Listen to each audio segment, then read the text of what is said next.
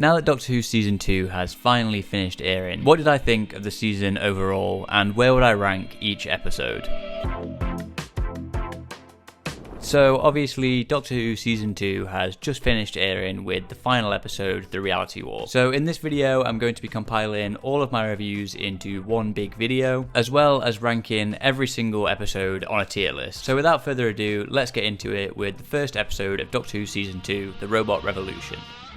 So, The Robot Revolution opens with a cold open that for me personally seemed a little bit rushed and a bit choppy, but this is probably the only pacing issue I have with the episode, which I'll discuss more later on in this video. Also, seeing the Doctor just wandering around without interacting with Belinda felt a little bit weird, but it does make sense considering he needs to meet her later on in the episode instead of in this cold open when she's working at the hospital. But something about it did just feel a little bit weird to me, even though it makes sense for the story as a whole. I've also seen a lot of people point out that the Doctor quite likely killed a lot of people in the hospital by shutting off their power, but to be fair, as far as I know, most hospitals do have backup generators just in case a power cut does happen, so it's probably fine, but that is a funny moment in the episode that was a little bit weird. Okay, so also as part of the cold open, after this hospital sequence, we obviously get the robots coming in to kidnap Belinda Chandra, with one of the robots killing a cat, which was a bit of a weird moment, and it's kind of weird that I had such a negative reaction to this moment in this episode, considering a lot of people die in this episode. But all I can think is just imagine if this was a dog instead of a cat. For some reason I just don't think they would do that, but at least they don't actually show the cat before it's killed, because that would maybe have been a step too far. But I did think that was a bit of a weird moment. But like I say, a lot of people die in this episode and no one's really bothered about that, besides one particular character which I'll get into later on. We obviously have Mrs. Flood as well in this cold open, who's now Belinda's neighbour, which is an interesting development. I'm still not too invested in this mystery, especially after the revelations at the end of season 1, but I did love her lines and delivery in this particular moment, and how clearly none of this is phasing her. Like, she doesn't care that this robot's coming down and kidnapping Belinda. And I do think the "you ain't seen me" line is probably the best fourth wall break Mrs. Flood has had so far, or at least my favourite. But let me know what you think about that in the comments down below. Okay, and as for the main story, when we're on the planet Miss Belinda Chandra, we have the cool moment with every ninth word not being heard by the robots, which I thought was a very cool moment when it first happens, when we're first introduced to the Doctor, or the Doctor's introducing himself to Belinda as the historian of this planet. Although I don't feel like we needed the supercut flashback immediately after we'd just seen the ninth word thing explained, as it was fairly obvious which words the Doctor was stressing and what he was trying to get across to Belinda. But I guess that's maybe there just for the younger people watching in the audience, so it was a little bit annoying, but I guess if it helps like the kids watching it understand what's going on a bit better, then it's fair enough. But this every ninth word thing, while it is cool in this initial scene where it first happens, it does seem very quickly dropped for most of the episode, and it's not really focused on or utilized again until it's brought back at the end of the episode, which I'll get onto later. Like, if somebody did a supercut of every ninth word in this episode, the robots must have missed a lot of important words after this point, because no one's utilizing that trick or anything like that. So a lot of the sentences that are being said to the robots must make not that much sense to them, or maybe some important words are left out of some of those sentences if someone went back and kind of figured out what words were missing. So it is kind of weird that it's kind of dropped until it comes back later on in the episode. Obviously we have Sasha 55 in this episode as well. First of all, a lot of people were saying that she's badly acted, which I personally don't agree with. She does seem a little bit off when she's first welcoming Belinda to the planet, but that is because she's putting on a facade, so I don't personally think this character's portrayal was all that bad. But we also don't see much of it anyway, so there wasn't much opportunity for the actor to kind of sink their teeth into or anything like that, but I personally don't think the acting was that bad. Obviously we do then have the moment where Sasha 55 is killed by the robots, which was very obviously telegraphed to the audience that she was about to die when the Doctor was promising her a trip through the stars after they've defeated the robots. Like, I'm pretty sure everybody saw that coming when that moment happened. And while it makes sense for the Doctor to have such a strong reaction to Sasha's death, because obviously he's known her for 6 months at this point, she's basically been his companion since he landed on this planet, it does feel weird for us as an audience that it's given that much attention, considering we've only known her for about a minute or two. And obviously people already have an issue with the Doctor crying a lot in this era. I don't personally have an issue with him crying, but it does make me worry that more emotional moments won't be as impactful when they happen later on in the season because of it. And like I said, with this moment in particular, although it does make sense because of the Doctor's connection to Sasha 55, we've not really had that connection with her at all because we've known her for about a minute or two at this point in the episode, so it doesn't really work as an audience, even if it it does kind of make sense in the context of the story. But it doesn't bug me that much, and at least it's not brought up too much, or at least the crying aspect kind of happens once, and then, you know, it's brought up again for Manny to be mad at Belinda about and stuff like that, which I think is fair enough. But my main thing is I'm just really hoping this doesn't affect any more impactful emotional moments later on in the season. Obviously, the big part of this particular episode and the start of this season is our introduction to Belinda Chandra, who I really like in this episode. We get a moment quite early on after they've escaped the robots and they're in the Undercity, where the Doctor starts trying to explain the stuff with the star certificate to her, but Belinda's more focused on making sure that she's using her nursing skills to help people that are injured in this kind of makeshift hospital area. And I think that's a good way to show what her character is like and what her priorities are, and that she really cares for other people and is a selfless person. And I think she has some other great moments in this episode, such as telling the Doctor that she can stand up for herself and giving herself up to the robots to save everybody else. That does have something to do with the Polish robot, which I couldn't go through this review without talking about. Not only is the Polish robot a fun and cute robot, but it also very cleverly sets up a few things in this episode, such as the Doctor shutting down the robot so the robots can't track them down and follow them, for Belinda to then turn the robot back on to give herself up to the robots, which for me personally I thought that's very clear that that's what she was doing, but I've seen a few other people with like reaction videos, and I think also my girlfriend kind of was wondering why Belinda was doing that, why she was turning the robot back on. But for me personally, it was pretty obvious that she was trying to give herself up to the robots to save everybody else. And then obviously the robot comes back again in the AI generator room to help the Doctor give the star certificate to Belinda. So like I said, not only was this robot a fun, cute addition for the story, but it does really help progress the plot in quite a natural way as well, and allow for a few things to happen in the episode in quite a natural way. As for the ending of this episode, the twist of Alan being the AI generator is a bit predictable, but it does make sense for the episode and makes good use of time travel in a very interesting way for this episode, which I appreciated. Maybe it was just predictable for me because I might have seen somebody speculating that this was going to happen before the episode aired, but I do still feel like it was pretty obvious that that's where this story was going to go. But let me know if you disagree in the comments down below. But I don't think this moment needed the whole AI generator being Al generator thing, because it kind of works without that anyway, and it also doesn't really make any sense, because what is an AL generator? RTD seems to have this thing of like anagrams or similar things to anagrams, like wordplay and stuff like that in this season, like the Sutek and Susan triad technology thing from last season. And in this case, I don't think it really makes sense and wasn't really needed for the episode, because like I said, what is an AL generator? Once that's revealed, that's kind of what that means, and then it doesn't really make sense. And it would have maybe made more sense if the big robot overlord thing was just called AI or the AI, because then it could have been revealed to just be called Al or the Al, which is still a bit weird, but works better than Al generator. And also, wouldn't the robots know that it's Al and not AI? So why are they still calling it the AI generator? It's a little bit weird, but I guess it's not like a big problem with the episode. It's not a huge issue I have. I just thought it was a little bit weird. Also, I've seen some people in some reviews and discussions about this episode talking about how this character, this machine being called the AI generator, makes the commentary of AI not very subtle and very heavy-handed, to which I would say, what commentary? There isn't any commentary on AI in this episode besides the big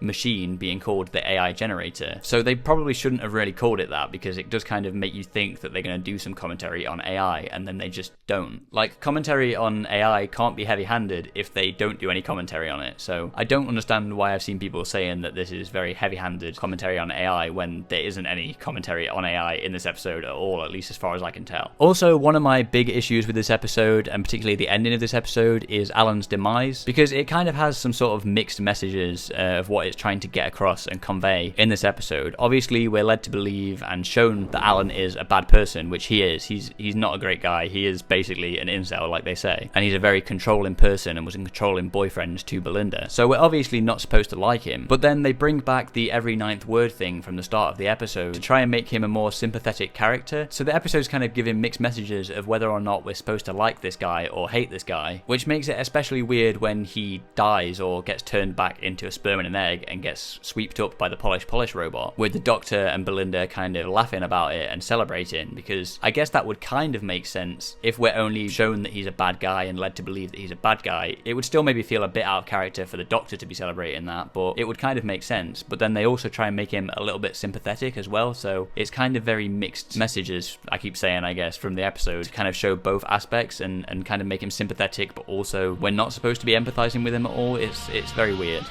Like I said, I think the only pacing issue I have with this episode is the cold open, which seems a little bit rushed and choppy, because I actually like how quickly the main story in this episode wraps up, because the plot isn't really the main point of this episode, and the main story wrapping up this quickly allows us to have more of this moment between the Doctor and Belinda in the TARDIS at the end of the episode, which was a scene that I really liked, and I like that we kind of slow it down a little bit for the end, and it doesn't just end so abruptly like many of the episodes last season. And although I don't like how they're drawing attention to Belinda looking like Mundy Flynn from last season, because I really don't think it needs to be a mystery, I do like that it allows for Belinda to have this great moment where she puts the Doctor in his place, with him scanning her DNA without her consent, and him just assuming she will travel with him and solve this mystery with him, which she clearly doesn't want to do. So I did like that moment between the pair, and it just gives us a good sense of Belinda's character and the new dynamic between this Doctor and companion pairing, and that there's obviously going to be a lot more conflict between them than there was with the Doctor and Ruby last season, which I really appreciate, and I'm excited to see if that sticks around for the rest of the season and they don't just immediately become best friends next episode. And obviously at the end of this episode we have a cliffhanger with the Doctor not being able to get Belinda home, which is a great mystery and a great running through line for the season, and that shot that this episode ends on is also a great cliffhanger and a very impactful moment that really gets you excited for the finale of this season and what's going on, which is something I also remember seeing in a lot of the promotional material. I think it was like the TV spots and stuff like that, and I didn't actually expect this to be in the episode itself, so it was cool to see, and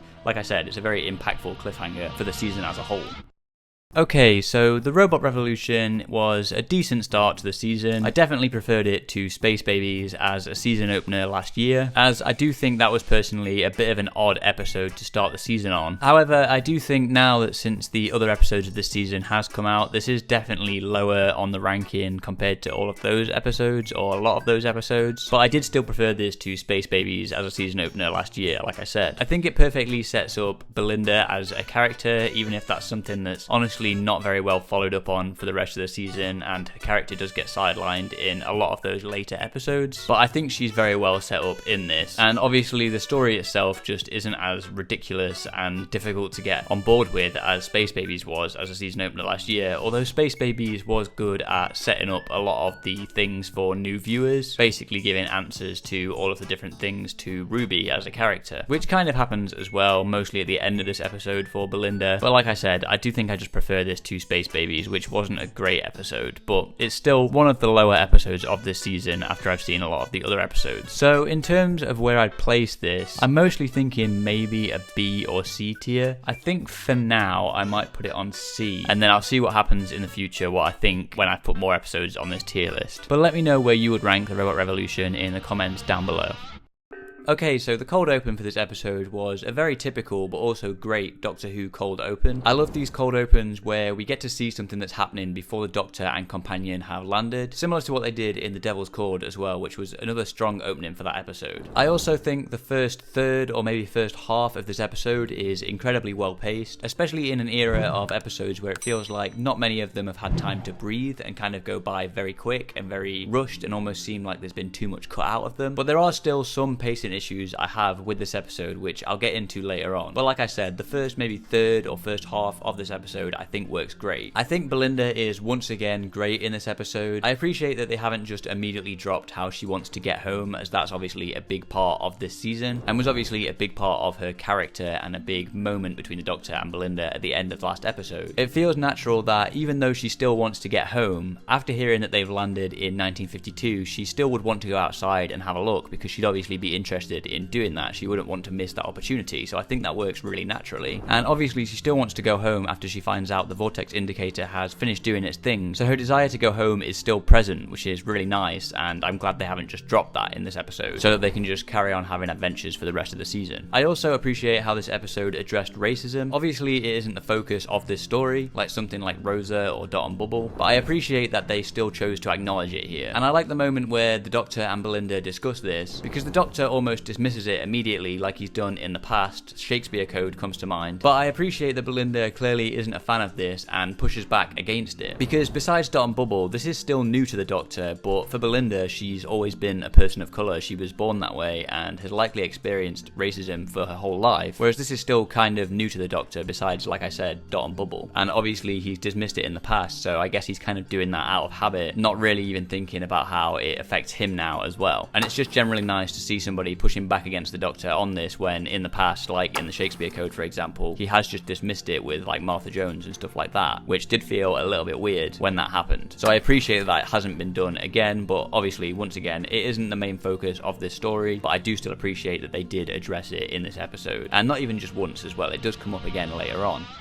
Obviously, the big part of this episode is Mr. Ring-a-Ding, or Lux, who is obviously great in this episode. I think the design, animation, and visual effects for him look great, including the film scratch effects, him having his own soundtrack and sound effects, and the grotesque 3D version of him towards the end of the episode. Naturally, there's going to be a lot of comparisons to The Devil's Chord for this episode, which I've even drawn attention to in the intro of this video. And as much as I like Maestro a lot in The Devil's Chord, I do think Mr. Ring-a-Ding is personally better, not only as a concept, but also with the performance. Not that I didn't think the concept and performance of Maestro wasn't also good, but I do personally prefer this here to that. Speaking of the performance of Mr. Ring-a-Ding, or Lux, I think Alan Cumming was great in this role. He was a great pick, and obviously even though he's appeared in the show before, no one's really going to notice because it's just a voice role and he's got a completely different accent. But it's interesting that even though this is a voiceover role and they've cast a fairly big actor in the role, they still went for a British actor to play the role, as although Alan Cumming lives in New York, I assume at least from Doctor Who Unleashed, he is a Scottish actor and he's just putting on an American accent. So if they were to cast another big name actor, but this time an actual American, who would you have wanted to see voicing Mr. Ring-a-Ding in this episode if it weren't Alan Cumming? Let me know in the comments down below. Like I'll discuss later on in this video, I do wish we got more of Mr. Ring-a-Ding in this episode, as he does kind of take a backseat once the Doctor and Belinda get trapped inside the screen, but I do also think this was likely due to budgeting issues when it comes to animating him, as contrary to popular belief, animation is not cheap and easy. It takes a lot of time and money to do something like this, which is why they've likely never done it before, or I say likely, we do actually know that because I believe Russell has commented on that in the past, saying that this was a story he's been thinking of for a while, but they've just not been able to pull it off yet, until now obviously. Reginald Pye is also a nice addition to this episode. At first I assumed he hadn't been taken by Mr. Ring-a-Ding because he was in the projector room and either wasn't seen by Mr. Ring-a-Ding or couldn't be gotten to after barricading himself in there. But I like that we actually get more depth to his character with Mr. Ring-a-Ding, or Lux, allowing him to spend time with his late wife in exchange for Reginald Pye, feeding him with films to be able to leave the cinema or at the very least stay alive. Because not only is it a nice justification to have this character here instead of just having the Doctor and Belinda, but it also is another nice use of Lux's abilities in this episode. And I also like that this comes back for the resolution of the story, which I'll get into later as well. And obviously there is that one big scene in this episode, that meta scene with the Doctor Who fans, where the Doctor and Belinda come out of their TV screen and are met by Doctor Who fans in the episode. This is a scene that had been rumoured to be in this episode just before it had come out, and knowing that, I wasn't sure if it would be something that I'd like or not, or if it could be done well. But for the most part, I actually quite like this moment. If you're going to do this at any point in the show, it would be in this episode, in this moment. But with that being said, I do think it went on for a bit too long and was a little bit overly emotional for what it was. I probably would have preferred if we had focused more on the Doctor and Belinda in animated form, as that was resolved fairly quickly, but it was a nice way of giving some important exposition to Belinda. Or maybe we could have focused more on Mr. Ring-a-Ding, as like I said earlier, he does take a bit of a back seat after they get trapped in the screen. And I think it's interesting that this meta moment is the moment where the episode kind of screeches to a halt. The fact that we get a bit of a time jump to where they're sat down with a cup of tea having this conversation kind of takes it a little bit too far for me, and I think this moment could have worked a lot better as a fun gag and a fleeting moment in amongst this segment where they're trapped in the screen going through these different places like the animation and the fake reality and stuff like that. But I assume this was more likely done for budgetary reasons, like I mentioned earlier, as having more scenes with the Doctor and Belinda being animated or having more scenes with Mr. Ring-a-Ding would require more time and money spent on the animation department, which they were probably just trying to keep it within the budget by doing that. And like I said, I think this scene was too overly emotional for people who we've only just met and who are revealed to not even be real. But I also think that this moment only works because it's revealed that it's actually the fans who are fictional and not the Doctor and Belinda. I don't think this moment would work without that reveal. However, they do of course show up again for a mid-credits scene, which I think a lot of people seem to have just taken as a fun joke at the end of the episode, which it definitely was. But people were actually speculating before this episode that it would be the finale where the Doctor would be revealed to be in a TV show. And I think this mid-credits scene, along with Mrs. Flood's fourth wall-breaking appearances, are probably an indication that this is still likely to happen in the finale. But let me know what you think about that in the comments down below.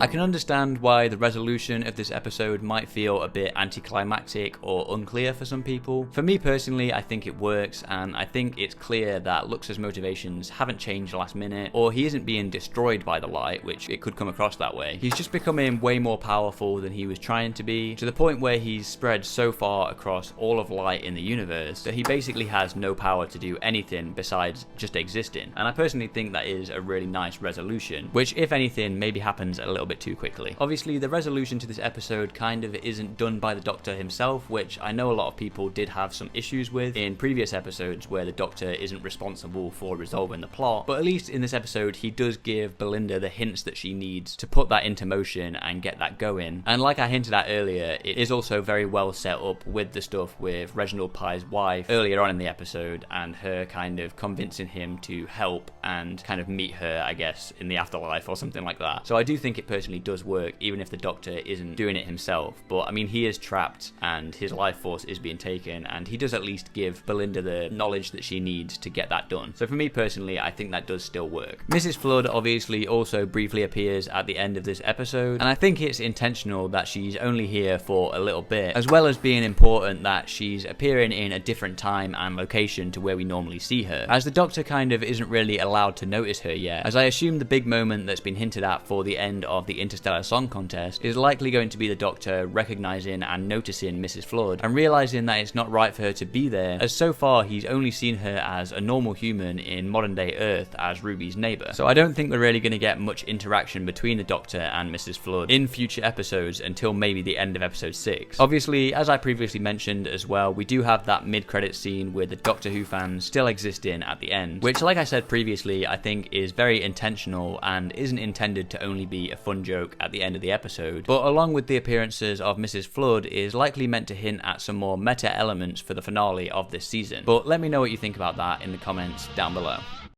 Okay, now we get on to Lux. Similar to the second episode of last season, this is very similar to The Devil's Cord. We're in the past and we're dealing with one of these pantheon gods. This time it's to do with the god of light, and he's manifesting as a cartoon, similar to The Devil's Cord where we had a god of music. So it's a god in this kind of creative field, which leads to some very fun stuff that we can explore in this episode. And personally, I think they did it a lot better in this episode than The Devil's Cord. That's not to say that I didn't like The Devil's Cord last year, but I definitely preferred this to that episode, and I think they did a lot of interesting stuff with that in this episode, with Mr. Ring-a-Ding just being a great villain, both in the way he's written and the way that he's represented visually with the animation and special effects. But we don't really get a whole lot of him, which is probably down to obviously the budget and having to budget different animators to do all these different shots, so he does kind of disappear and take a bit of a backseat for the middle of this episode. But that does also lead to some other fun moments where we're exploring the Doctor and Belinda stuck in this cinema screen, and a fourth wall breaking moment that I'm surprised I actually quite enjoyed, where we get to see some Doctor Who fans, even if it did maybe go on for a little bit too long for me. And obviously they come back at the end of this episode, which I thought was going to also have something to do with the finale at the time, which it didn't, which was interesting, but I still don't mind that little gag at the end with the post-credits scene. So this is probably one of my favourite episodes of this season. I'm debating whether or not to put it in A or S tier at the moment. I think for now I'm going to put it in S tier and just see if that feels right to me when we put some more of these episodes in the tier list. But let me know where you would rank Lux in the comments down below. Okay, so right off the bat, I'm glad they're still continuing with each episode flowing into the next episode. Obviously, this one takes place immediately after Lux. They're still in the same outfits, just like how last episode immediately took place after the Robot Revolution. I like this more serialized feel to the series, especially with it only being an 8-episode season now, which I think would have worked well for last season as well, instead of having the 6-month time jump that we got in The Devil's Cord. And we also obviously still have some references to the overarching story of this season, with mentions of Earth and the other characters who should know what Earth is, having never heard of it. But the big question I have about this cold open is, how did they happen to get changed into the exact same spacesuits that everybody else had? Even down to the helmets automatically sealing so that they are protected, and having those kind of propulsion systems in that stop them or help them land when they're landing on the surface. So spoilers for the rest of this review, but this is probably my main issue with this episode, because it did really take me out of the episode. Maybe this could have been a good excuse to bring back the orange spacesuits, because then every model modern Doctor besides 9 would have worn it, and it wouldn't have taken me out of the episode as much as it did. But like I said, that's like the main issue I have with this episode, and it is kind of a nitpick, although it did take me out of the episode when it happened. And technically we do still get a return of the orange spacesuits, because they have a repainted helmet from the orange spacesuit at the end of the episode that Alice is wearing when she's leaving this colony mine. Also, the placement of the titles felt a bit off and abrupt to me. I can't really explain why, it just felt a bit sudden and out of place. But I suppose there isn't really anywhere else they could have put the titles in this episode, unless maybe they saved it for the reveal in the middle of the episode, which would have been a very interesting idea, but it probably would have worked even less, as the rest of the episode would have felt like it wrapped up a bit too quick if they did that. So I suppose there wasn't really anywhere else they could have put the titles, but the placement of it did seem a bit weird to me. Obviously, Varada Sethu is still great as Belinda in this episode. I've been really enjoying her as a character so far. I think she's a great companion. We obviously get more of her wanting to get home, but now trusting the Doctor more, as well as more mentions of her parents back home, which we got last episode as well. And this episode is a great chance to show Belinda's nursing skills, but there is a moment where the Doctor diagnoses someone instead of her doing it, which I thought was a little bit odd. I also think this is a great opening to the episode. It starts as just a mysterious horror base under siege episode, kind of like the Alien movies or The Thing or something like that. And if the reveal of this episode hadn't been leaked, that would have made the reveal feel even more shocking, as this episode would have maybe seemed more by the numbers than it actually was.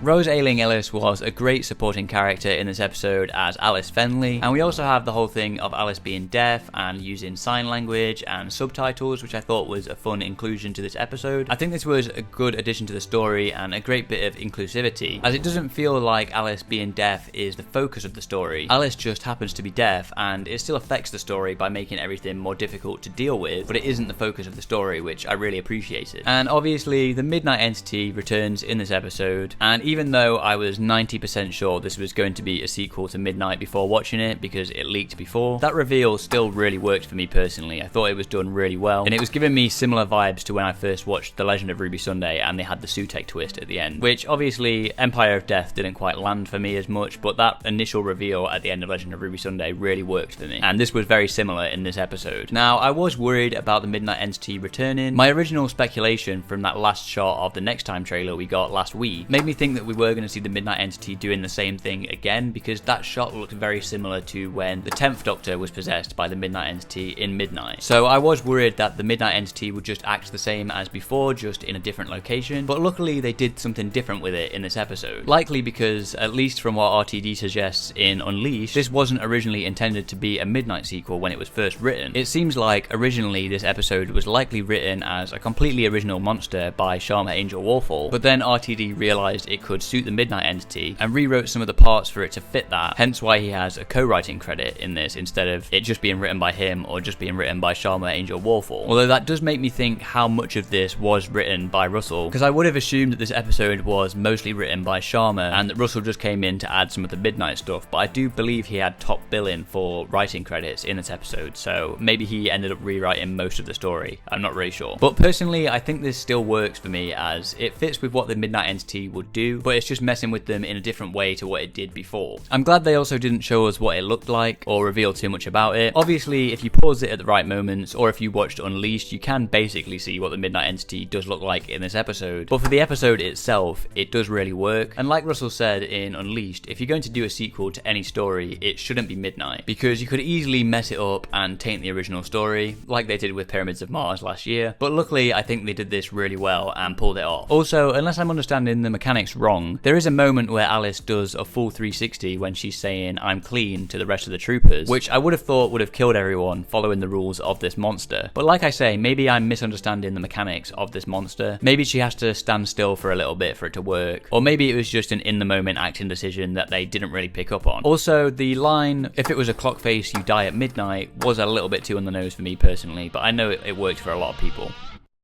At first, I was a little bit confused about how they resolved the plot with the Midnight Entity. I didn't quite understand how looking at itself defeated it, but on second watch, I did hear the line, "if the thing behind it is destroyed, what if the thing behind it is itself?" And so that did kind of work for me when I realised what they were getting at and what they were trying to do, but at first I thought that it was just the creature looking at itself and that somehow defeated it. So on first watch, it didn't quite work for me, but like I say, I kind of understood it after the second time. I also like how this was set up earlier on in the episode with with how good of a shot Shia is, or Shia, I can't remember exactly how you say her name, which also comes back later on in the episode when the Midnight Entity possesses Belinda. And I also think them having to wait for the airlock and someone getting possessed is very well set up by the fact that when they first arrive, it's established that the airlock can only fit in 6 people at a time. And the Midnight Entity possessing Belinda at the end of this story was a nice twist that doesn't really last for very long, but I think it still works. And Shia sacrificing herself to save them is also a very nice moment. This is probably my least favourite Mrs. Flood cameo in this season so far, because if an older woman showing up in every episode isn't already similar enough to last year's Susan Triad mystery, this particular instance of it immediately made me think of Susan Triad showing up on the monitor in Space Babies. And it also just feels very different to previous Mrs. Flood cameos, but maybe this will make sense when we find out who she really is. So let me know your thoughts on who you think Mrs. Flood might be in the comments down below. Personally, I think this episode could have ended with the zooming out shot of the Doctor and Belinda in the TARDIS when they're lying on the TARDIS floor, but then I suppose we wouldn't have had the tease of the Midnight Entity surviving and the Mrs. Flood cameo at the end, which they seem to be trying to make sure is in every episode for this season. I just personally think it would have been a better emotional moment to end this episode on, especially considering this episode seems to be overrunning a little bit in comparison to the other episodes this season, with this episode being around 48 minutes long and the rest of them being around 45 minutes or less.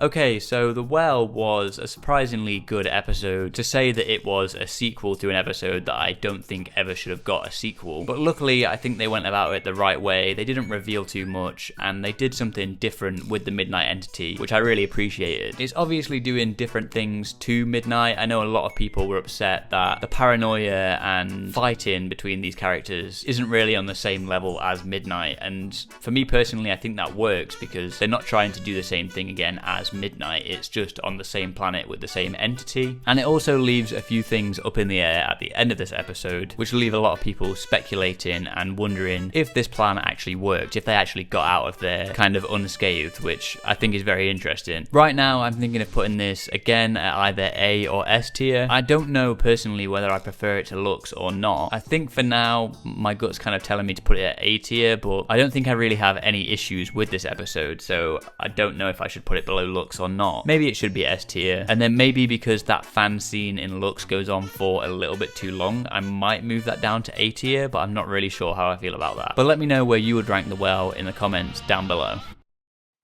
So to begin with, it's good that even though this episode is a bit of a detour from the main story of this season, we still start with the Doctor and Belinda trying to land in May 2025 and getting a reading on the Vindicator in a way that also feeds into the main plot of this episode. So even though this episode is a bit of a detour, it still works in a more serialized approach that this season is going for, especially with Conrad likely returning in the finale as well. I've seen a lot of people compare this episode to Love and Monsters from Series 2, even calling this Love and Monsters 2. And while I was getting that vibe from the start of this episode, it really is only the first sort of 15 minutes or so of this episode that is giving that vibe. The rest of this episode isn't really anything like Love and Monsters, besides it being a Dr. Light story. We obviously get a flashback to an adventure with the Doctor and Ruby from season 1. I had initially thought that this moment was maybe going to have an Autons cameo, thanks to the promotional images being released with the shop window dummies in the background, the filming location being the same as Henrik's from Rose, and me thinking that the antidote that the Doctor was holding could potentially be anti-plastic. But the closer we got to this episode, the more I realised that probably wasn't going to be the case, especially once we got the next time trailer for this episode. However, I believe the director of this episode, Peter Hall, or maybe it was Pete McTighe himself, I can't remember, did confirm in Unleashed that this was an intentional nod to the episode Rose, even if the Autons themselves didn't return. So it's nice that on the 20th anniversary of Doctor Who returning, the revival of Doctor Who, we did get a little nod to the first ever episode in this year's season, even if it wasn't the Autons themselves returning. But seeing those shop window dummies in the background did really make me want to see the Autons look like that if they returned in the future. And we also got confirmation that this happened immediately after The Devil's Cord, and weirdly not in that 6-month time jump we got between Space Babies and The Devil's Cord last year, which is where I expected this to be.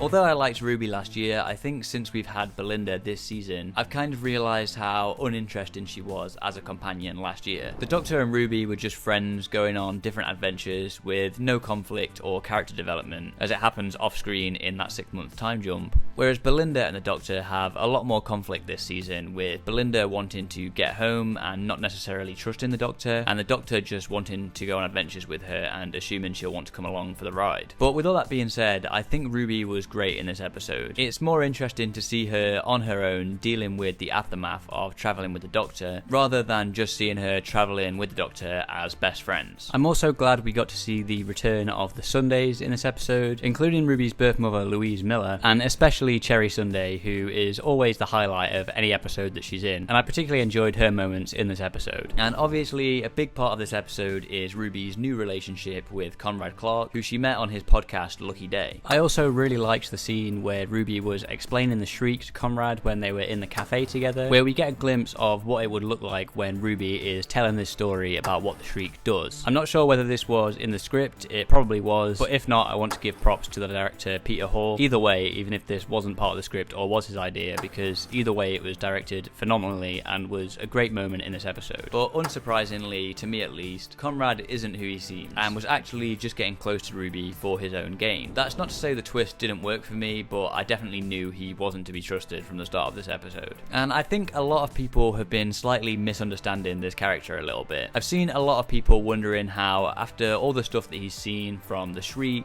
the Doctor and Ruby, evidence of the Doctor being able to time travel as a child, with all that evidence, how he still doesn't seem to believe any of this is real. And that's kind of the point. He knows this stuff is real. He's seen it. He's just lying. Like the right-wing grifters and even politicians that I assume this character is meant to be based on, they know the stuff they're saying isn't true, but they're saying it to further their own agenda or line their pockets. Conrad knows aliens, the Doctor, the work at UNIT is all real, but he has an agenda to push and money to make. He's doing this just as a grift to make money. And this is made even more clear when he belittles Shirley, saying that she's living off benefits and saying that UNIT are wasting taxpayer money, when he himself is proven to be dodging paying tax. And like he says to the Doctor at the end of this episode, "I don't accept your reality, I reject it." Something that you'd hear a lot of right-wing grifters saying when they're told what they're saying is untrue, but they already know that and can't refute it, so all they can do is say that they don't accept the reality of the situation. So that's my personal view on Conrad in this episode. He knows all this stuff is true and the stuff that he's saying are all lies, but he doesn't care. That's just what he's doing. He's spreading misinformation so that he can make money because he's a grifter. Obviously, this episode ends with Conrad breaking into UNIT and holding them at gunpoint, trying to force them to admit that none of this is real. And he does this by using an inside man at UNIT, which I'd very quickly clocked on to being Jordan Lang, the new UNIT analyst, as he was introduced in this episode and was seen listening to the podcast at the start of the episode. It could have maybe been cool if they somehow introduced him earlier on so it wasn't as obvious that he was the inside man, but they probably didn't have all this fully ready when they were filming season 1, so they probably couldn't have put him in there. And this was the first time we'd seen UNIT in season 2, so there wasn't really any opportunity to do that, I guess. But it still could have been cool if there was some way they could have introduced his character earlier on to make it less obvious that he was going to be the inside man later on. And of course, Conrad shoots Jordan to get into UNIT, and when Kate points this out to Conrad and his audience, he once again lies, claiming that maybe UNIT shot him, or maybe he's an actor, when he obviously knows this isn't true, which is backing up what I was saying about Conrad earlier on. We of course also get a lot more of Kate Stewart in this particular episode, and although I've always liked Kate Stewart as a character, probably mostly due to Gemma Redgrave's performance, she's never really felt like much of a character in the past, and I think she's gradually been improving since she was reintroduced in the RTD2 era, but I think this episode is probably the best showing of Kate Stewart in Doctor Who that we've had so far. As satisfying as it is to see the shriek set free on Conrad, and as obvious as it was that it was coming given that he hadn't taken the antidote, did Kate Stewart maybe go a little bit too far with this choice? Yeah, she definitely did, but from what Pete McTighe has said about this moment in the behind the scenes,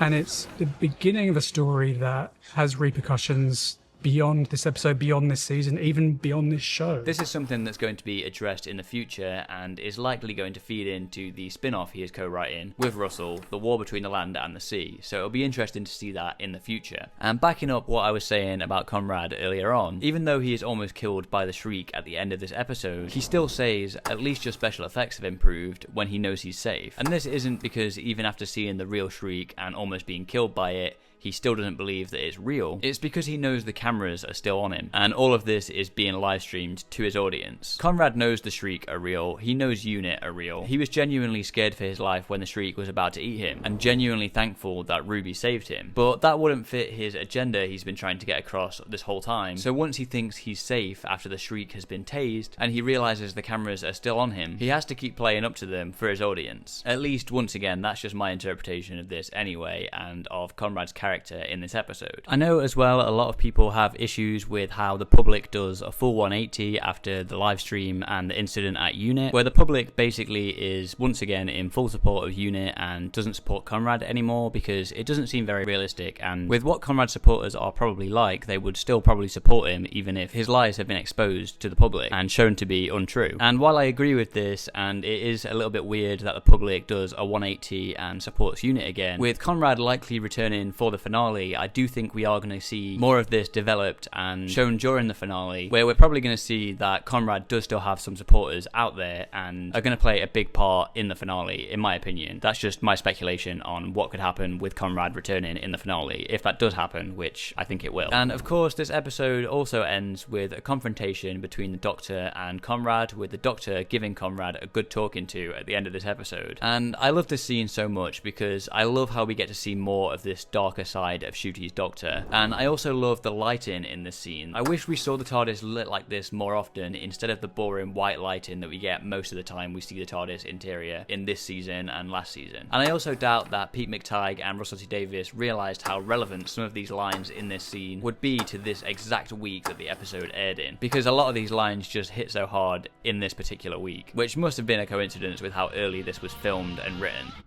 And of course, like always, we get a Mrs. Flood cameo to end this episode. This for me personally is one of the better Mrs. Flood cameos this season, because it feels like it's actually further in the plot by her setting Conrad free, assumedly for the finale, unlike last week where she just showed up because she has to show up every week. But I do hate that this keeps happening at the end of every episode, because it's becoming very predictable and feels very tacked on to each episode. Because as soon as you get to the end of the episode and you see someone like in a silhouette, or you see their feet walking towards Conrad in this case, or you see the back of someone's head or something like that, you are immediately like, oh well, it's going to be Mrs. Flood, isn't it? Because we know she's got to show up in every episode. So like I said, because of that, it is just becoming very predictable and feels very tacked on to the end of each of these episodes, and would maybe feel a bit better if she just randomly showed up like in the middle of an episode or something like that, kind of like she did with the Robot Revolution. Even though that was obviously the start of the episode, it at least felt different to her showing up in literally like the last 2 minutes of the episode every time. Now, Russell has indicated that episode 6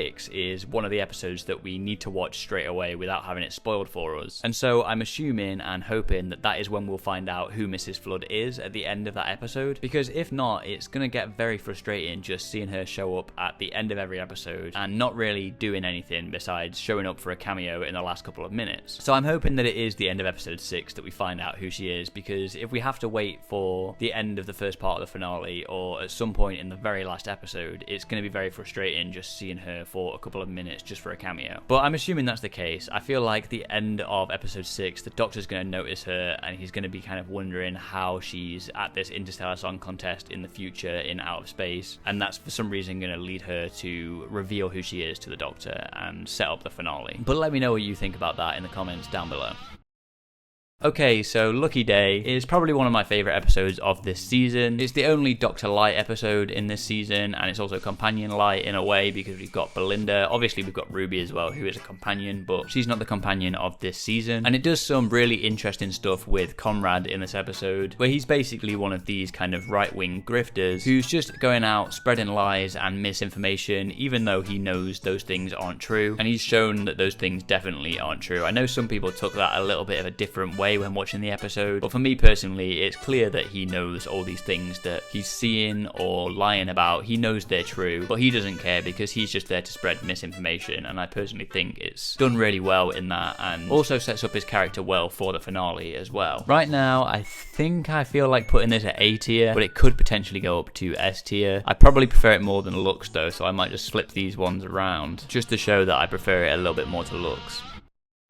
Okay, so this episode opens with Omo telling the story of him meeting the Doctor in the past, which gives us a sense of this connection that Omo and the Doctor already have, and you can get a better sense of that if you read the prequel story written by Anua Ellams, which I read before watching this episode, and it just gives a stronger connection between the Doctor and Omo and how come they already know each other before this episode starts. So if you've not read that yet, I definitely recommend reading it, even if you've obviously already seen the episode, which I assume you will have done before watching this video. We're also obviously still continuing this season's story of trying to get Belinda home, with the Doctor choosing Lagos, Nigeria due to its large communications network, and even though Belinda still wants to get home, it makes sense that she's happy for the Doctor to stay here for a while, given that it's clear how much this place, particularly Omo's palace, means to the Doctor since regenerating into this new body. Unfortunately though, this does mean we don't get much of Belinda in this episode, as she understandably wants to let the Doctor have this time on his own, but Belinda's absence is definitely felt in this episode, particularly given that we didn't get much of her or even the Doctor last episode. Obviously, like I mentioned, the setting of this episode is Lagos, Nigeria, and it's particularly set in a barbershop due to the importance of storytelling in this particular establishment in this culture, which I think was a really nice focus of this episode. I also appreciate that when the Doctor tells his story, he doesn't tell an exciting adventure that we haven't seen before, which they could have easily done just as an excuse for like a Dalek cameo or something like that, but instead he tells a human story about Belinda, which is nice because of how little we see of her in this episode, like I mentioned, but it also gives us a nice Mrs. Flood cameo for this episode, which is a lot better and less forced than in previous episodes, where she just kept showing up for the last couple of minutes. Instead, this is just like a fleeting moment where she's walking past Belinda, who obviously already knows who she is, as she's apparently going to collect some pills from the doctors or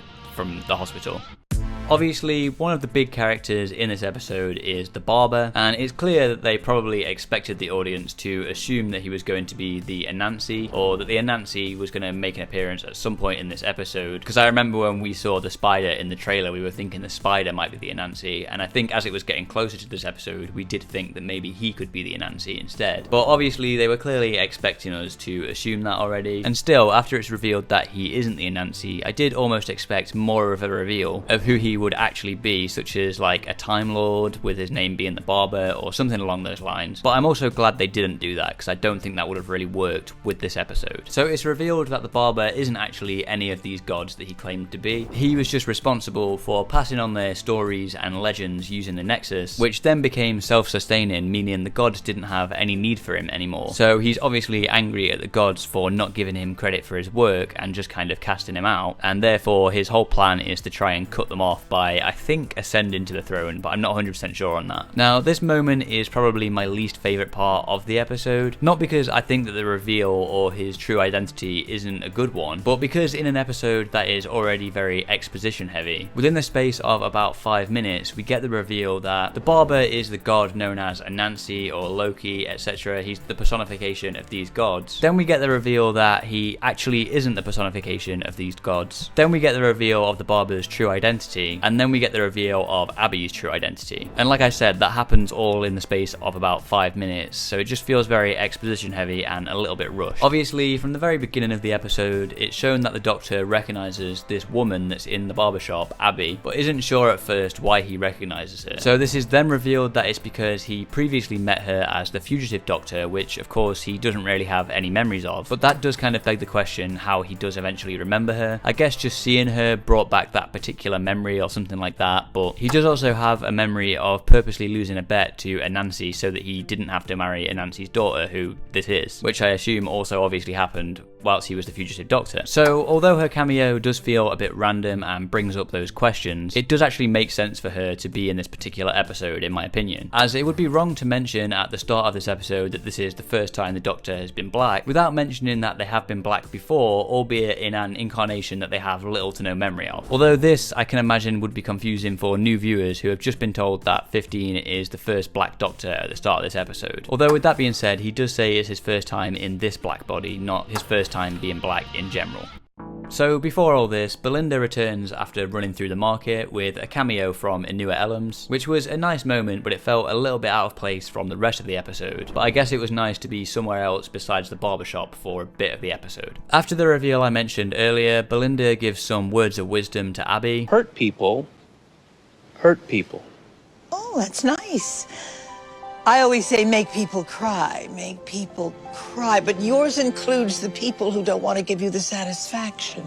Leading to Abby giving the Doctor a map to the engine room through braids in his hair, which is a nice way to show some African culture and history with the origins of braids during slavery, which I'm sure a lot of people weren't aware of, so that's a nice little kind of history lesson in this episode to teach some viewers about other cultures, if that's something they weren't already aware of. And obviously the Doctor and Belinda get into the engine room and start destroying some of the engine so that the Doctor can overload the engine with his stories about his life and experience and knowledge, which is a very common ending for Doctor Who, with flashbacks from his previous lives and adventures. However, I think it works well for this particular episode, given its focus on stories and storytelling. I think it just works well for the themes of this episode this time, whereas he's done this before in episodes that aren't really about that. And it's also quite a meta moment due to the show being almost never ending and always being able to continue and tell new stories, particularly with the Doctor's 6-word story, I'm born, I die, I'm born, which is just very reminiscent of the show as a whole. And we also get a weird little cameo with that child that Belinda sees being the same actor who played Captain Poppy in Space Babies, and also being credited as Poppy in this episode. Obviously this could be due to the Doctor's explanation of this particular moment with the stories leaking through. I guess we can assume when the Doctor was connected to the engine, it kind of obviously already had all his stories connected to it as well, and this could be a bit of Space Babies leaking through into the real world, or this could be something hinting at the finale, which I've heard a lot of people speculating it could be. So let me know what you think that's about in the comments down below.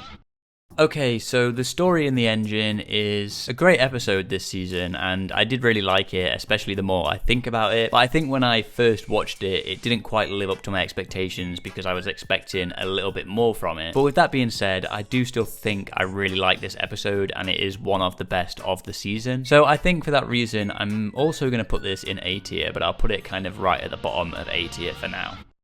So once again, this episode opens with us continuing the story of the Doctor trying to get Belinda home, which is nice that we're still continuing the story. However, this time it's thankfully progressed a little bit, as we now know the Vindicator is ready to get them home. And we also have Mrs. Flood watching and having an interest in the Vindicator. And with this episode, like many of the other episodes this season, it still makes sense that Belinda wants to stick around for a bit, even if the Vindicator is finished doing its thing this time, given that she's clearly a fan of Eurovision and wants to stay to watch the song contest. But obviously this doesn't all go to plan, as Kid breaks into the gallery to take over the song contest, blowing up the arena, leading to everyone being flung into space, including the Doctor, which gives us some great and dark visuals for this episode, which makes sense because this is apparently the most expensive episode of Doctor Who, and the visuals really demonstrate that and work really well. This leads to the Doctor having visions of Susan to push him to survive and get out of the situation using a confetti cannon, and I think this was a really nice moment and a good way to have a cameo from Carol Ann Ford as Susan in this episode. I'm assuming that this means that Susan is probably going to return for some reason in the finale, otherwise I don't see why they would have shown this. But either way, I think it is also a bit weird, because if she isn't showing up in the finale, then it does seem a little bit random that they would tease us with this if she isn't going to show up. And even if she is, it does seem weird that they would tease this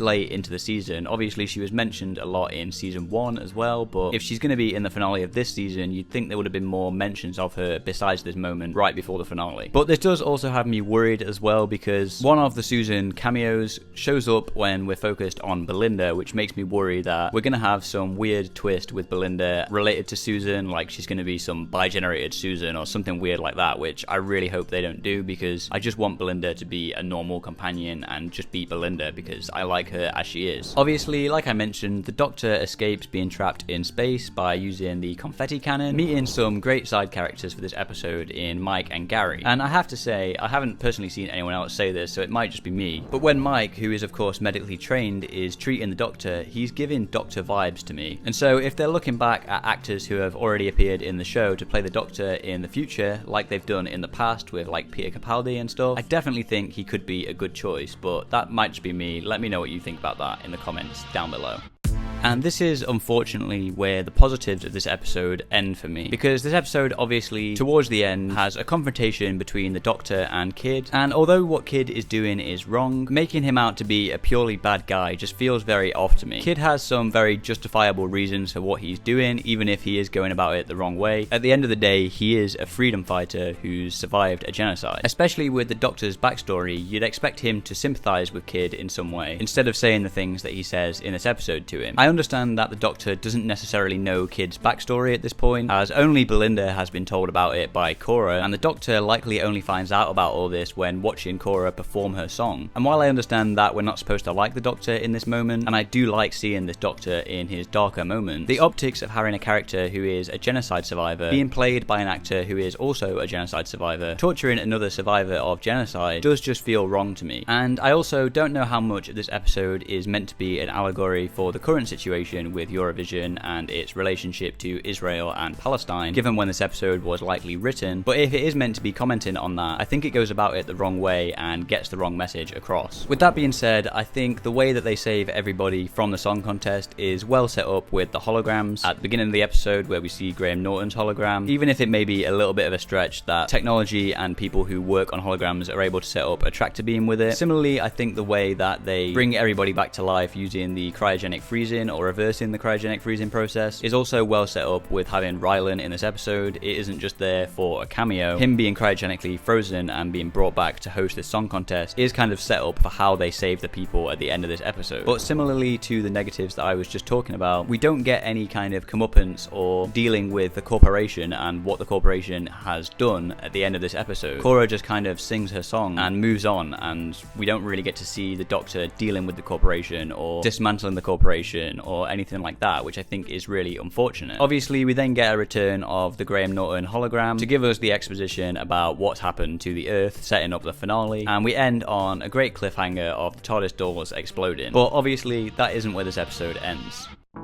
Obviously, this episode ends with the reveal that Mrs. Flood is in fact the Rani, as she bi-generates into a new Rani, or with a new Rani bi-generating from her, which I just personally felt like was a very boring and underwhelming reveal, not only because people had already been speculating that this was going to be the Rani and that it seemed like a very obvious choice, but just by the way that it was done in the episode. I feel like this was meant to be this season's equivalent of the Master reveal in Utopia, and I just think it comes across nowhere near anything quite as impactful as that reveal. Obviously, not every reveal has to be as huge and impactful as that, and we might get a bigger reveal at the end of the first part of the finale, but this just felt like a very underwhelming and tacked on moment in the episode when compared to that reveal, which was a big part of the main episode with a significant amount more build up to it and not just a tacked on post-credit scene. And the Doctor and Belinda aren't even there to witness it. But with that being said, I will say that I do like the theme that we get from Murray Gold for the Rani. Like I said, I don't necessarily mind the reveal that Mrs. Flood is the Rani. I think it's just the way that it was handled in this episode, and I think the double acts between these two Ranis, or the Rani and Mrs. Flood, could be very interesting for the finale. But it does also feel a bit weird considering bi-generation is meant to be so rare, and before the Doctor bi-generated, it was meant to just be a myth. And unfortunately, there was also just no progression of Mrs. Flood throughout this season to make it anywhere near interesting when it was revealed who she actually was. She was just showing up at the end of every episode, or maybe briefly in the middle of an episode. The only thing she really did was set Conrad free, which is obviously going to play a part in the finale, and showing an interest in the Vindicator. So like I said, I just think the reveal itself was very boring and underwhelming. Okay, so the Interstellar Song Contest was an episode that I wasn't really all that excited for, because like I said, Eurovision just isn't really my thing. I've never watched it. I've never been interested in it. So for the first kind of half of this episode, I was actually quite enjoying it and having a good time because I was quite surprised by it, probably because I went in with such low expectations. But then we get to the end of this episode and I just think the messaging and the political aspects of this episode are really muddled at the end. And I just think the moment with the Doctor torturing Kid is incredibly out of character. And I think if they were trying to relate this to current issues that people are having with Eurovision, I just don't think they got the right message across. And I really hate the fact that the corporation in this isn't dealt with at all. Cora just kind of sings her song and we move on. So that ending of this episode just really lets this down for me. And obviously we also get the Mrs. Flood Rani reveal at the end of this episode, which was just incredibly underwhelming as well. Obviously now in hindsight, it's probably because we were going to have the whole reveal of Omega at the end of the next episode and stuff like that. But obviously that doesn't really go anywhere either for me personally. So the ending of this episode really lets it down. And we set up Susan in this episode, which doesn't go anywhere as well, which I assume it was probably meant to until everything was reshot for the finale. So I think for that reason, I'm going to put this at C tier for now, because like I said, I enjoyed the first half of this episode. And I think for that reason as well, I'm probably going to move the Robot Revolution up to B tier, just because it's definitely better than the Interstellar Song Contest. So to begin with, for this cold open, I was initially confused seeing the Rani using magic at the start of this episode, given that she's meant to be a scientist, but I do think this is explained well later on in the episode with the baby being the god of wishes, and that's how the Rani is getting her magical abilities, because this baby is the 7th son of the 7th son of the 7th son, which is obviously 777, which is a lucky number, and means that this baby is apparently Desiderium, the god of wishes, so another member of the Pantheon. And in this cold opening as well, we do get a fun ending to the cold open with the Doctor or John Smith and Belinda waking up as a married couple with a daughter, which is a nice lead-in to the titles of this episode. Obviously, along with Conrad appearing on the TV screen and returning from Lucky Day. I think it's a lot of fun having this episode take place in this alternate reality, Conrad's wish world, and it leads to a lot of the episode feeling very inspired by things like WandaVision and even Barbie, mostly with the cold open with John Smith and Belinda waking up, but that could also just be because Ncuti Gatwa is in this. And there's obviously a lot of kind of similar things to 1984 in this as well, by George Orwell. Obviously, this reality that Conrad has wished into existence is very inspired by the kind of 1950s nuclear family type vibe, which we see with a lot of the characters and what they're doing in their day-to-day life, and even some of the set design and visuals in this episode. We've obviously got the Doctor or John Smith and his wife Belinda and their one child, with John Smith being the one to go out to work and Belinda staying at home and looking after the child and the house, which obviously fits the traditional kind of 1950s family and the nuclear family dynamic, which obviously is something that Conrad is going to want to be a thing or believes is the right thing to be. I guess this isn't technically a proper nuclear family with John Smith and Belinda only having one child. The traditional nuclear family is usually like a husband and wife and a daughter and a son, but if I want to dust off some of my sociology degree, Murdoch 1949 describes the family as a social group characterized by common residence, economic cooperation and reproduction. It includes adults of both sexes, at least two of whom maintain a socially approved sexual relationship, and one or more children, owned or adopted, of the sexually cohabiting adults, which is obviously what this episode is trying to go for and what Conrad believes is right, and definitely matches Conrad's views in Lucky Day. And I particularly like the moment in Unit where the Doctor, or John Smith, calls Ibrahim a beautiful man, and that obviously leads to Ibrahim having some issues with that and saying that you can't find another man beautiful, because this is obviously that 1950s stereotypical dynamic where homosexuality isn't really accepted.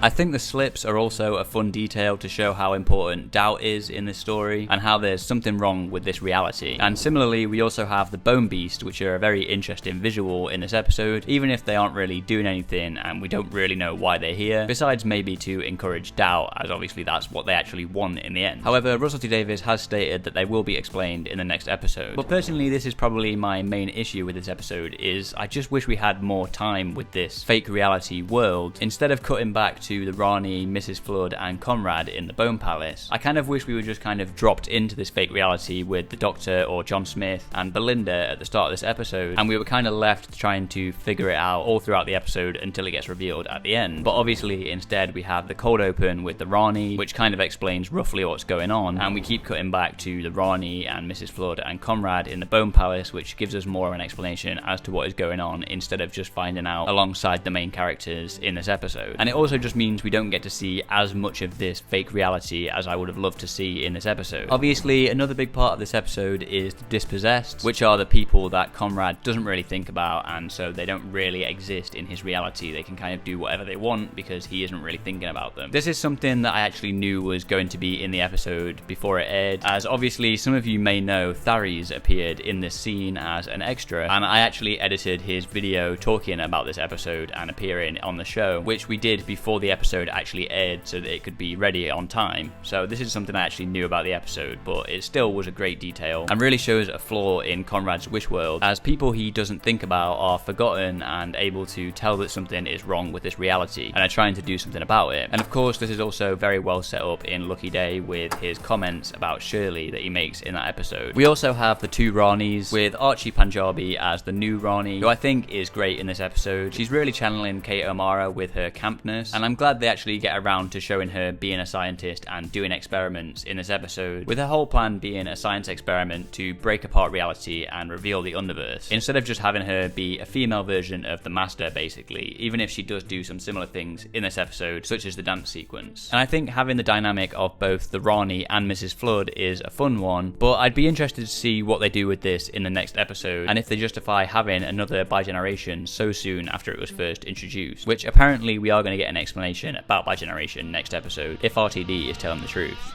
Okay, so towards the end of this episode, we get a green screen cameo from Rogue, which doesn't look all that great, but it is nice to see Rogue again and have some kind of follow-up from the episode Rogue last season. Unfortunately, I don't think we're really going to get more than we got here, unless 15 does continue into the next season and we get an episode of him trying to save him, but I don't know how likely that will be. It does also feel a little bit weird that Rogue knows all this stuff and is able to communicate to the Doctor in this fake reality, but it was still nice to see him, bad visual effects aside. And obviously, Rogue tells the Doctor that tables don't do that, referring to the slips in this episode, which leads to the Doctor, or I guess John Smith in this case, having doubts about this reality, leading to Belinda calling the police on him and getting him taken away to the Bone Palace, where we then get the Rani reveal to the Doctor or John Smith and Belinda, which obviously is unfortunate because we already knew this because of the disappointing and underwhelming post-credit scene reveal last episode. But even if not for that, the Doctor is still John Smith at this point, and Belinda isn't herself at this point either, so we're still not really getting it revealed to the Doctor, even if he does come to towards the end of the episode and know about this. But I guess they didn't care as much about this Rani reveal, because obviously the big part of this episode and the big cliffhanger for this particular episode is the return of Omega, as the Rani is trying to break apart reality to reveal the Underverse where Omega is apparently hidden. Now, it's interesting that we didn't see Omega at the end of this episode, like we did with Sutek in the cliffhanger for The Legend of Ruby Sunday. I think that would have been a much more impactful moment to end the episode on. Instead, we just get some archived dialogue from Omega from, I think, a Big Finish audio as far as I know. But I'm assuming they're doing this for a reason. There's probably a reason they couldn't show Omega at the end of this episode because of what happened next episode. For example, maybe next episode will focus on them trying to prevent his return instead of him actually returning and them trying to banish him again. But that's just some speculation on my end. I do think it would have been more impactful if we did end it on a reveal of Omega himself. But as cool as it is to see Omega finally returning, this reveal does have me a little bit worried for the next episode, as it's already kind of overcrowded as it is with two Ranis and Conrad, and now we're adding Omega into the mix. And obviously as well, there's also the expected return of Susan next episode as well, with her showing up for the past couple of episodes. So I just think it's going to be a bit of an overcrowded finale, and I am worried about that. Speaking of Susan, this episode ends with the Doctor saying that Poppy is real, which is an interesting way to end the episode and is obviously going to have some significance next episode. Obviously, if you think about it, nobody in this episode has been created from thin air for this reality. There's no made up people that didn't exist before this wish world, which does mean that Poppy is likely a real person that's been put into this wish world. And with such a strong emphasis on this at the end of the episode, there is of course speculation that this could have something to do with Susan, and that Poppy is somehow the Doctor's real daughter and is maybe Susan's mother. But let me know what you think about that theory in the comments down below.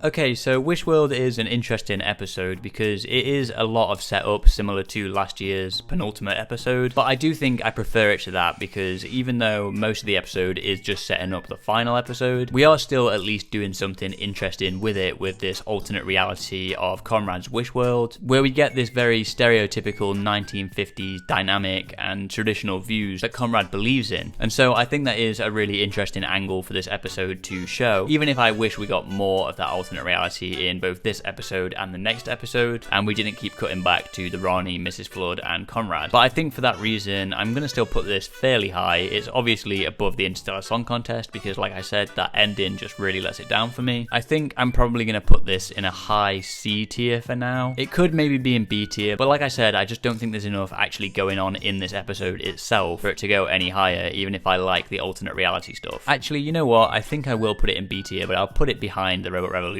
But let me know where you would rank Wishworld in the comments down below. So Wishworld ended with the Doctor falling from the balcony of the Bone Palace, and straight off the bat at the start of this episode, he is saved by Anita from Joy to the World, who opens a time door from the Time Hotel. Whilst I didn't love Anita as much as everyone else clearly did in Joy to the World, I think I mentioned that in my Joy to the World review, it is nice to see her here and is a fairly clever way to save the Doctor from that impossible situation, with a nice cameo from a character that people really liked. And that's not to say I don't like Anita, I just didn't love her as much as everybody else did in Joy to the World. So it's revealed that the Wishworld keeps resetting the same day over and over again, Groundhog Day style, to make reality thinner to reveal the Underverse. I like this reveal because my favourite part of the last episode was the alternate reality of Wishworld itself, so I'm glad that we got to stay in this a little bit longer, even though we don't really do anything else with it in this episode, as the Doctor kind of brings most of the world back to normal anyway, or at least the places that this episode is set in, such as the Unit HQ. So I still do wish they could have done more with the Wishworld, like I wanted with last episode as well. Like I said, I watched this episode in the cinema, so I really appreciated the high stakes and the scale of this episode, especially when compared to Empire of Death last year, which weirdly felt kind of low-key and small, even after its high stakes opening of everybody on Earth being turned to dust. I think the battle between Unit and the Bone Beasts felt huge and very cinematic, and I particularly liked the moment with the Doctor riding the Rani's glider through the Bone Beast with his theme blasting. As dumb as it was, I just think watching that moment on the big screen just really made me feel something. And I think this episode just looked great visually overall, floppy digi-double aside, especially on the big screen. So Ruby goes to face off against Conrad using Project Indigo, which is what Martha used while working for Unit in Series 4, and it makes sense that Ruby is the one going to do this given her particular episode this season that focused on her and Conrad. Now going into this episode, I was really worried about what they were going to do with Conrad in this episode. I was thinking they might redeem him, with him giving his life to stop the Rani after he realizes he is being played by them, which I personally would have hated, as I don't think Conrad is set up as a redeemable character in this season. So while I'm glad they didn't do that, I do still find it a little bit weird that they gave Conrad a bit of a happy ending in this episode, but I appreciated that they at least showed that Ruby is annoyed by this at the end of the episode, even though she's the one that wished for it to happen in the first place. Given that we didn't see Omega at the end of last episode, and we only got archived Big Finish audio for him, I wasn't expecting to see him much in this episode, so I wasn't too annoyed when he only appears for less than 5 minutes in this episode, as that's kind of what I expected from him in this anyway. However, I don't think I'm a big fan of the Omega redesign in this episode. They've basically given him the Sutek treatment by turning him into a big CGI monster, which I was worried that they would do again. With that being said, I think this works better than when they did it with Sutek, but I'm not 100% sure why. Maybe it's because he doesn't appear for that long anyway, and the CGI on him is done really well as well, much like with Sutek last year, even though I wasn't a huge fan of that redesign either. Also, I know a lot of people are annoyed with the Doctor defeating Omega by basically blasting him with a huge laser, but for me it seemed pretty obvious that he was just blasting him with a billion supernovas or whatever to send him back to the Underverse, not to kill him, because that would feel very out of character. But obviously it does feel like a bit of an underwhelming resolution to this whole Omega thing. And with that being said, it is also weird seeing the Doctor using the Vindicator as a gun, given that RTD previously said that he redesigned the sonic screwdriver in this era to make it look less like a gun. But at this point, I think RTD is just saying random stuff without even thinking about it. One day, I think it'll be a companion called Petrol. And then Omega just eats the Rani and Mrs. Flood escapes using the time ring, so that's that sorted, I guess. So for the most part, with everything that I've discussed so far, I mostly enjoyed this episode. But I was worried every time they kept going back to Poppy in this episode, and I was surprised by how much this episode was focused on Poppy as a character. Obviously, I knew there'd be some focus on her in this episode given the Doctor's comments at the end of Wishworld, but I didn't know the main focus of this episode would be Poppy. So like I said, every time you went back to Poppy in this episode, I was worried about where they were going with that. So when we got to the moment where Poppy disappears, as well done as that moment was with Poppy's coat getting smaller and smaller when the Doctor and Belinda were passing it back and forth, I would be lying if I said I wasn't feeling relieved in that moment. But like I said, I do think that moment was done really well, and it's one of those things where different audience members are going to notice what's going on at different times, and I think it was just so well done, especially with Millie Gibson as Ruby. Her reaction to that moment was just so great. Also, I feel like at first it seemed like the Doctor did still remember Poppy, but was keeping quiet about it for the sake of Belinda, because he winks at Ruby at one point. But then the more it goes on, the more it seems like the Doctor has also forgotten about Poppy, which felt very weird. However, I think this is a product of them changing the ending of this episode after Ncuti decided to leave. I feel like this episode was originally going to end not long after Poppy disappeared, with the Doctor remembering Poppy and pretending he doesn't to shield Belinda from the pain, hence why he winks at Ruby. Then the episode probably would have ended with maybe one or two more scenes after that, probably the party scene we've seen an image of, likely with a cameo from Susan setting up the next season, because obviously it's kind of weird that we've been setting up Susan the past couple of episodes and then this episode has nothing to do with her at all. And then potentially with the Doctor going to find Poppy in season 3, with that somehow tying into Susan's origin or something to do with Susan. But after Ncuti decided to leave, they then needed an excuse for him to regenerate, so I think they needed to add some additional scenes with the Doctor going to bring Poppy back, which I don't think was part of the original plan for the end of this episode, which also leads to a very weird ending with Belinda being Poppy's mother, even though that clearly wasn't the case before he changed the timeline, which definitely feels weird and clearly not part of the original plan, given that Poppy is the same as Captain Poppy from Space Babies, so surely she's still out there somewhere. And it just feels like a really weird and out of left field ending for Belinda as a character, which is really unfortunate given how much she's been sidelined in the second half of this season, and she's literally shut in a box for most of this episode and then saddled with a child that she never had, and now she's also all of a sudden fine with the Doctor scanning her child's DNA, which she definitely shouldn't be fine with considering how she felt about the Doctor doing that to her in the Robot Revolution. Anyway, I don't think I heard the rumours or leaks that the 13th Doctor was going to be in this episode, but it is nice to see her in this and was a nice surprise. It feels like a nice passing of the torch between these two Doctors, given that they had David Tennant returning in between them, which honestly makes the ending of this episode feel even more annoying. And I assume they also might have done this to have the first female Doctor and first main black Doctor appear together, and because both of them have had less episodes than every other modern Doctor.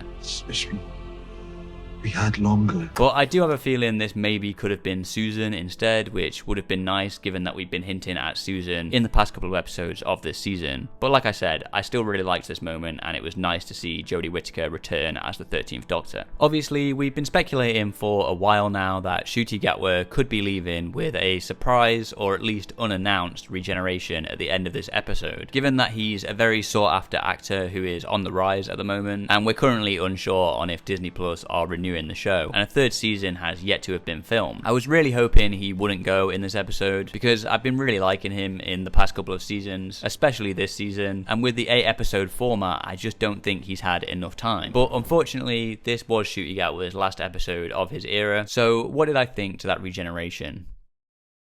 Just speaking on the regeneration itself, I think it looks really good. I love the shot of the lights turning out as he's walking to the TARDIS doors, and I love the idea of him regenerating at the TARDIS doors as he's looking out into a nebula, even if I'm not a big fan of it linking to Joy to the World with Joy as a star being there, because I wasn't a big fan of that episode, especially the scene where Joy turns into a star, although it does lead to a nice final line from Ncuti as the 15th Doctor, and I love the visual of the regeneration energy going far into space as if it's a star. Even if maybe the CGI itself wasn't particularly well polished and seemed maybe a little bit unfinished because of probably how little time they had to do this scene, I still think visually as like a concept, I think it looks really nice. But I personally was expecting to cry when the 15th Doctor regenerates, as I've really come to like him, and because of how little episodes he's had, it would have been sad to see him go. But unfortunately, because of what happens next, I just couldn't feel anything in this moment. So I'd heard the rumour that Ncuti Gatwa would be regenerating into Billie Piper at at the end of this episode. And when I heard it, if Ncuti Gatwa was going to be leaving, which we also weren't sure about, I didn't expect this to be true, and I honestly hoped it wouldn't be true. I heard there were a couple of alternate endings that they were debating on airing, including this one of which being that this episode would cut to black mid-regeneration, which I personally think is what they probably should have done instead of this, because it leaves it open for either someone new to be cast when they come back, or even for Ncuti to maybe continue when it comes back and when he's available again, if that is something that he obviously would want to do. This isn't anything against Billie Piper as an actor or a person. I think she's great, and I think she could play the Doctor well if that is who she's going to be playing. But honestly, this choice to me just reeks of desperation, and we just did this a couple of years ago with David Tennant, who was literally just before Ncuti Gatwa's 15th Doctor. And I just think you can't just stunt cast every time you're worried that the show is about to be cancelled, especially given that I doubt they even have a plan for this, as it was probably a very last minute decision. There's been a lot of people speculating about what this could mean. Is she the Doctor? Is she the Bad Wolf? Is she Rose? Because she obviously isn't credited as the Doctor in the credits, which a lot of people have been pointing out. And frankly, I personally think they've just done this because they aren't even sure yet either, because like I said, I think this was just a very last minute decision of them trying to desperately make sure the show doesn't get cancelled and make sure people are still talking about it. Like I've said, I mostly enjoyed this episode, but that was up until this point with only a couple of gripes and minor issues, and this moment just really brought down the whole episode for me. I've never been one of those people to say Russell T Davies needs to leave. I've mostly been thinking that's just a very unfair thing to say. While I like seeing new talent in this show and was happy to see the amount of new guest writers this season, and would have liked to have just seen him gradually get less and less involved in the writing of the show, being more of a producer and showrunner, I'm now starting to agree with people saying that it's time for him to leave after this. We just did this a couple of years ago with David Tennant, and that made sense as it was part of an anniversary special, whereas this to me just reeks of desperation. You could argue that they've done this to celebrate this being 20 years since the revival, with its first episode being Rose, but this kind of stunt casting so soon after doing it in the 60th just doesn't sit right with me.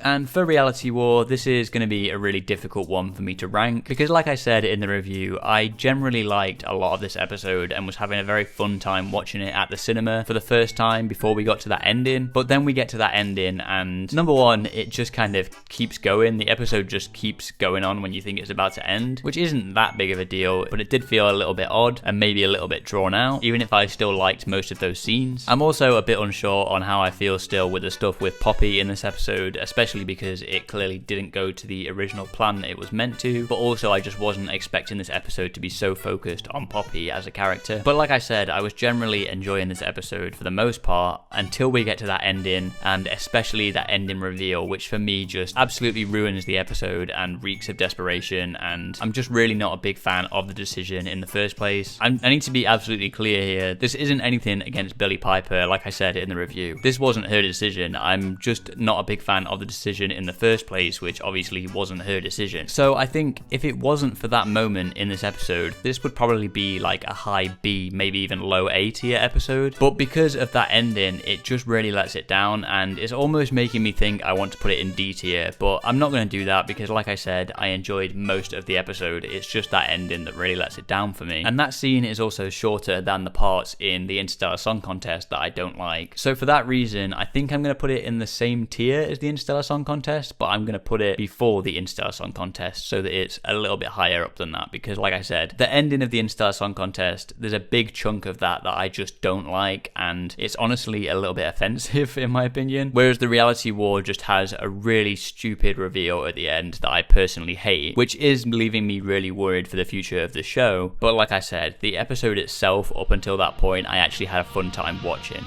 So I think this is the final ranking that I'm going to do for this. Obviously I didn't plan where I was going to put any of these before making this video, so I'm not 100% certain on if this is 100% accurate in how I feel. This is more of like a gut reaction, a gut feeling. So let me know if you disagree with this or agree with this in the comments down below. I know the Interstellar Song Contest one is going to be incredibly divisive in the comments, because a lot of people love that episode and a lot of people agree with what I'm saying with the ending of that episode. And I'm sure some people probably also want me to put the Reality War or even lower because a lot of people hate most of the episode, whereas I'm just mostly annoyed by that ending reveal, which some people also really like from what I've seen in the comments. So that was my full review and ranking of Doctor Who Season 2. Like I said, let me know what you thought about the season in the comments down below. I will be coming back soon to do a breakdown of the teaser trailer we got for the spin-off The War Between the Land and the Sea, and I'll also be doing a similar video to this, I think, for the 15th Doctor's era as a whole. But before that as well, I'm going to try and do a Season 1 year later review, because